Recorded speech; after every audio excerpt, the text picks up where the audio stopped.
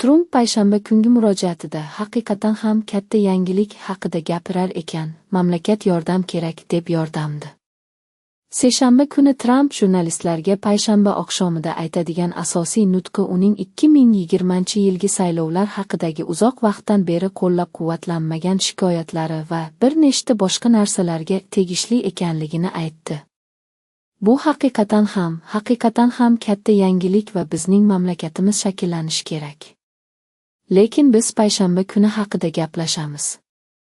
Bu kattalashmaydi, chunki erkin va adolatli saylovlarsiz sizda mamlakat bo'lmaydi, dedi u The Independent payshanba kuni Trampga AQSh razvedkasining yuqori mansabdor shaxslari, jumladan Markaziy razvedka boshqarmasi direktori Jon Ratcliffe va uy-joy xizmati xodimi Bill Pulte kelishini tushunadi. U prezidentga sodiqligidan tashqari bu lavozimga mutlaqo tegishli tajribaga ega bo'lmaganiga qaramay, Milliy razvedka direktori devoniga vaqtincha ko'tarilgan. Huti manbalari Yaman aeroportiga hujum qilgandan keyin Saudiya Arabistonni qamal qilish bilan faol qilmoqda. Hutilar siyosiy byurosi a'zosi Muhammad al-Buhayti Al Jazeera telekanaliga bergan intervyusida guruh Saudiya Arabistondan deb hisoblagan hujumlarga javob berishini aytdi.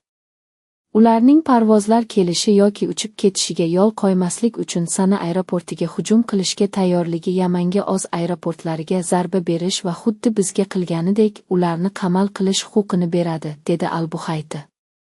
Husiylar matbuot kotibi Yahyo Sarining aytishicha, dushanba kungi hujum Yaman urushining 2014-yilda Hutiylar tomonidan Sana shahrini egallab olganidan beri davom etayotgan eskalatsiya bosqichiga yakun yasagan.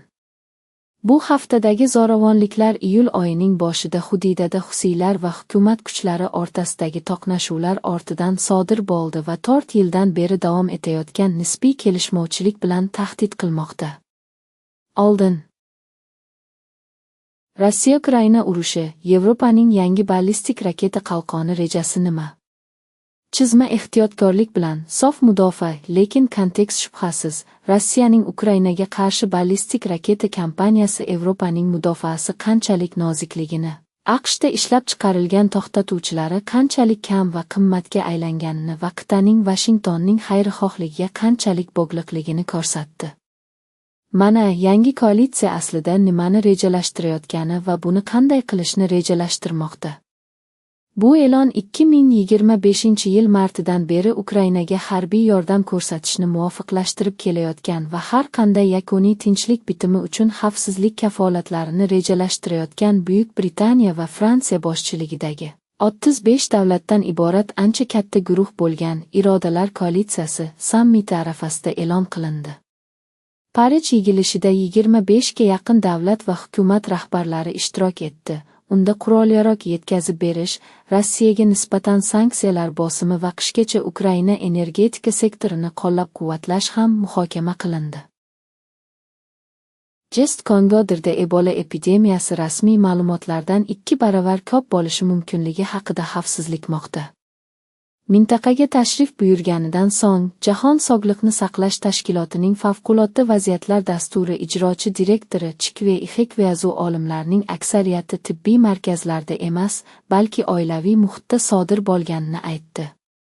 Bizning ba'zi qo'llab-quvvatlashimiz va modellashtirishimiz bilan avj olish ko'lami biz topayotgan holatlar sonidan kamida 2-4 baravar ko'p deb o'ylaymiz, dedi Ixekveyazu seshanba kuni Jenevada jurnalistlarga.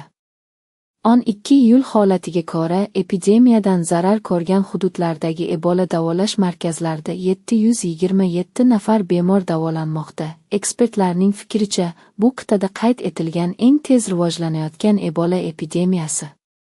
Kasallikning oldini olishga qaratilgan sa'y-harakatlar tobora ortib borayotgan qiyinchiliklarga duch kelmoqda. Chunki dirdagi jabrlangan hududlardagi shifokorlar va tibbiyot xodimlari ish haqini to'lamaganliklari uchun ish tashlash bilan tahdid qilishdi. Shumer Trampni Eron urushi haqida tanqid qildi. To'liq falokat uchun retsept. Senatdagi Demokratik partiya yetakchisi Chak Shumer prezident Donald Trampning Eronga qarshi urushga munosabatini qoralab, uni aniq strategiyasiz 60dagi xatolarni takrorlashda aybladi.